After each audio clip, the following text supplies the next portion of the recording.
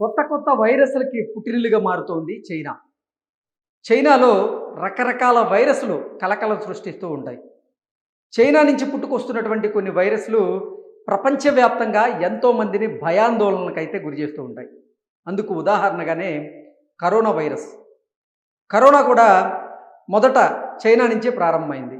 ఆ తర్వాత ప్రపంచ దేశాలను వణికించింది. ఇప్పుడు నోరా అనేటువంటి ఒక వైరస్ చైనాలో కలకలం సృష్టిస్తూ ఉంది. అందులో భాగంగా ఒక ప్రాంతానికి చెందినటువంటి ఒక స్కూల్లో 103 మంది విద్యార్థులకి ఈ నోరా వైరస్ సోకినట్లుగా తెలుస్తోంది. అక్కడ వైద్య అధికారులు చేసినటువంటి పరీక్షల్లో ఇది నోరా వైరస్‌గా తేలింది. ఇంతకీ ఈ వైరస్ ఏంటి? ఈ వైరస్ యొక్క లక్షణాలు ఎలా ఉండబోతున్నాయి? అసలు ఇప్పటి వరకు ఈ వైరస్ బారిన పడిన వారు ఎంతమంది ఉన్నారు? వారి పరిస్థితి ఏంటనేది ఒకసారి మనం పూర్తి స్థాయిలో విశ్లేషణ చేసుకునేటువంటి ప్రయత్నం చేద్దాం. చైనాలోని ఒక స్కూల్లో వైరస్ కలకలం రేపింది. 100 మందికి పైగా విద్యార్థులు అనారోగ్యానికి గురి కావడంతో వైద్యాధికారులు రంగంలోకి దిగి పరీక్షలు నిర్వహించారు. ఈ పరీక్షల్లో 103 మంది విద్యార్థులకి నోరా వైరస్ సోకినట్లుగా తేలింది. దీంతో అప్రమత్తమైనటువంటి అధికార యంత్రాంగం క్లాస్ రూమ్లతో పాటుగా స్కూల్ ఆవరణలో వైరస్ను నాశనం చేసేందుకు మందును చల్లారు.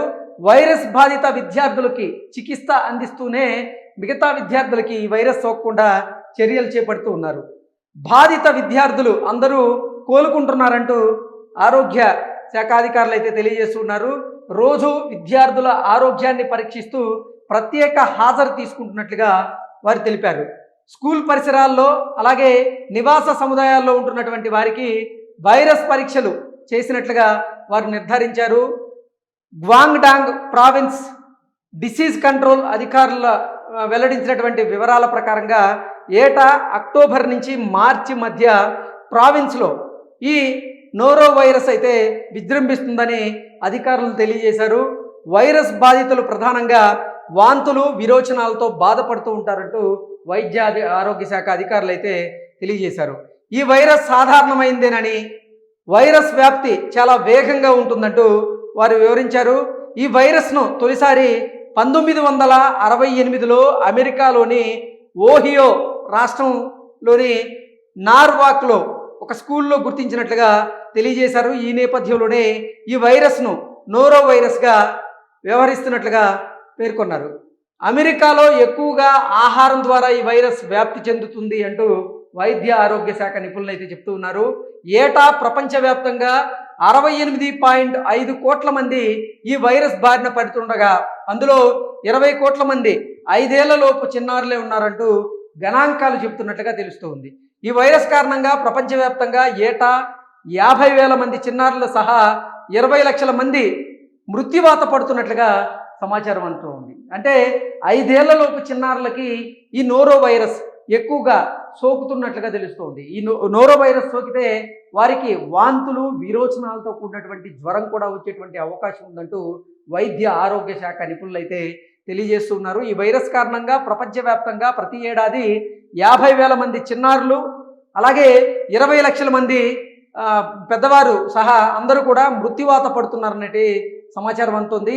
ఇందాక దీంట్లో చెప్పిన విధంగా ఈ నోరో వైరస్ అనేది సాధారణమైనటువంటి వైరస్ అని తెలియజేశారు. కానీ ఈ మృతుల సంఖ్య కనుక చూస్తూ ఉంటే ఇది సాధారణమైనటువంటి వైరస్ లాగైతే కనపడడం లేదు. నిజంగా ప్రతి ఏడాది ఈ వైరస్ బారిన పడి చిన్నారులు 50,000 మంది అలాగే పెద్దవారు 20 లక్షల మంది చనిపోతున్నారు అంటే ఇది ఎంత ప్రభావవంతమైనటువంటి వైరస్ అనేది మనం గుర్తించవచ్చు. సో ఇది అతి వేగంగా ఇది ఒకరి నుంచి ఒకరికి సోకేటువంటి వైరస్గా అయితే వైద్య ఆరోగ్య శాఖ నిపుణులు చెప్తూ ఉన్నారు.